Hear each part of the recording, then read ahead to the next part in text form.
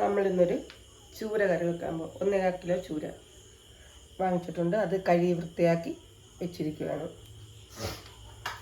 അതിനാവശ്യമായ സാധനങ്ങൾ: വെളിച്ചെണ്ണ, കടുക്, ഉലുവ, ഇഞ്ചി, പച്ചമുളക്, തക്കാളി, കൊച്ചുള്ളി, വെളുത്തുള്ളി, കറിവേപ്പില. ഇനി നമ്മളിത് തുടങ്ങാൻ പോവുകയാണ്. ആദ്യമായി നമ്മൾ അതിനാവശ്യമായ 2-3 സ്പൂൺ വെളിച്ചെണ്ണ ഒഴിച്ചിട്ടുണ്ട്. ചട്ടി ഒന്ന് ചൂടായി വരട്ടെ എണ്ണ. അങ്ങനെ നമ്മുടെ എണ്ണ ചൂടായി. നമുക്ക് ആദ്യം ഇച്ചിരി ഉലുവ ഇട്ട് കൊടുക്കാം. അങ്ങനെ നമ്മുടെ നല്ല ഉലുവ പൊട്ടാൻ തുടങ്ങും.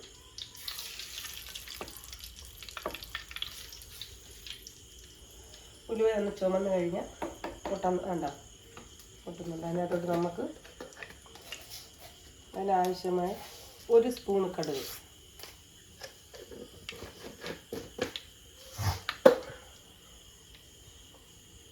നമ്മുടെ ഉലുവ എല്ലാം പൊട്ടി നമ്മൾ ആദ്യം ഇടുന്നത് ഇഞ്ചിയും വെളുത്തുള്ളിയാണ്. വേണ്ട കുഴപ്പമില്ല, നമുക്ക് നമ്മുടെ ആവശ്യത്തിന് ചേർക്കാം.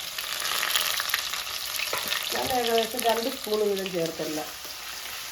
ഇഞ്ചിയും വെളുത്തുള്ളി നീളത്തിലരിഞ്ഞ ഇഞ്ചിയും വെളുത്തുള്ളിയാണ്.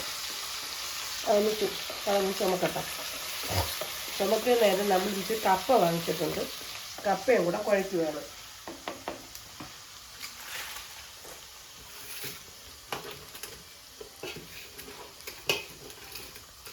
അങ്ങനെ നമ്മൾ ഇഞ്ചിയും വെളുത്തുള്ളിയൊക്കെ ഒന്ന് ചെറുതായിട്ട് ചുമക്കാൻ തുടങ്ങി. അപ്പം നമുക്ക് ചുമന്ന കൂട്ടത്തിൽ തന്നെ വേണ്ട ഒരു 10 കഷ്ണം കൊച്ചുള്ളി അരിഞ്ഞ് വെച്ചിട്ടുണ്ട്.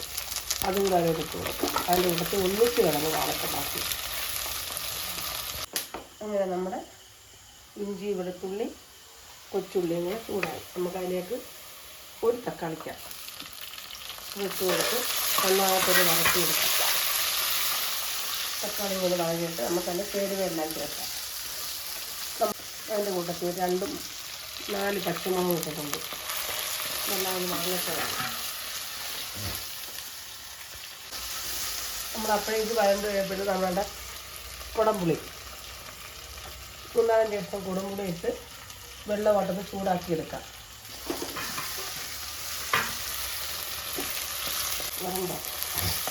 നമ്മൾ ഇഞ്ചി, പച്ചമുളക്, കൊച്ചുള്ളി, കറിവേപ്പില, മുളക് എല്ലാം വേണം. ഇനി ആവശ്യമായ ചേരുവ ഞാൻ ഒരു 5 സ്പൂൺ മുളക് പൊടി ഇട്ടുകൊണ്ട്, ഉലുവ ഇട്ടത് കൊണ്ട് ശകല ഉലുവപ്പൊടിയേ ഉള്ളൂ. ഒരു 3/4 സ്പൂണ് മഞ്ഞൾപ്പൊടി. നമ്മൾ മല്ലിപ്പൊടി ഉപയോഗിക്കുന്നില്ല. മല്ലിപ്പൊടി വേണ്ടവർക്ക് മല്ലിപ്പൊടി ഇടാം. നമുക്ക് തീ ഒന്ന് കുറച്ച് വെച്ചേ കഴിഞ്ഞണ്ട. ഇതിൻ്റെ പച്ചമുളക് നല്ലതുപോലെ മാറക്കാം. നമുക്കിനി ഇളക്കി കൊടുക്കാം. അതിൻ്റെ പച്ചമുളകെല്ലാം മാറി. നമുക്ക് സ്വല്പം ചൂടുവെള്ളം ഒഴിച്ച് കൊടുത്ത് ഇതൊന്ന് എല്ലാം അത് വരട്ടാം.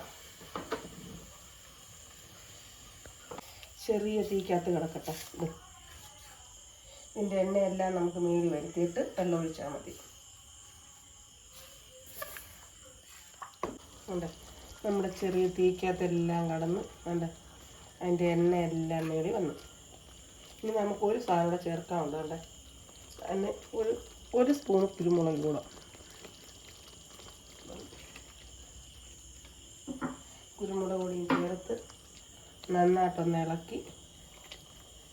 ഇനി നമുക്ക് നമ്മൾ തിളപ്പിച്ച് വെച്ചിരുന്ന വാളംപുളി, തോട്ടുപുളി ഇട്ട വെള്ളവും, തോട്ടുപുളി ഉണ്ടാകും വെള്ളം നമ്മൾ നന്നായിട്ട് തിളപ്പിച്ചായിരുന്നു. അതും കൂടെ അങ്ങോട്ടൊന്ന് ഒഴിച്ച് ഇളക്കാം. ഇളക്കി തീ ഇട്ട് കൊടുക്കാം. എല്ലാ സാധനങ്ങളും ഇനി നമ്മളതിനകത്ത് അതിനാവശ്യമുള്ള ഉപ്പ് പൊടിയും ഇടുക. ഇങ്ങനെ എനിക്ക് കൈത്തിട്ടമാണ്. എനിക്ക് സ്പൂണിൻ്റെ അളവ് അത്ര കറക്റ്റ് ആവത്തില്ല. അവിടെ മീൻ പറക്കിയിടാൻ പോവാം. അതിൻ്റെ കറിയെല്ലാം നല്ല തിളച്ച് നമ്മൾ ഒരേ കഷ്ണങ്ങളായിട്ട് പറക്കിയിടാം.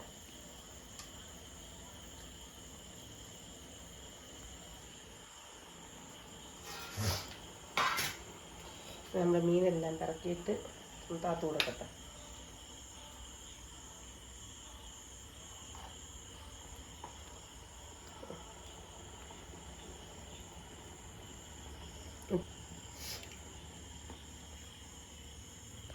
അങ്ങനെ നമ്മുടെ മീൻ കറി തിളയ്ക്കാൻ തുടങ്ങി. നമുക്കതിന് ഉപ്പും പുളി ഉണ്ടോ എന്ന് നോക്കണ്ടേ.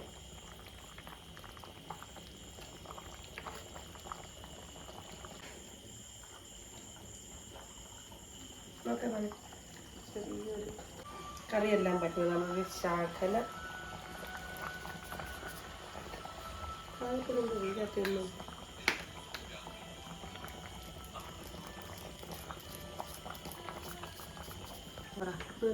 എല്ലാം തീയെല്ലാം ഓഫാക്കി നമുക്കതിനാവശ്യമായ കറിവേപ്പില.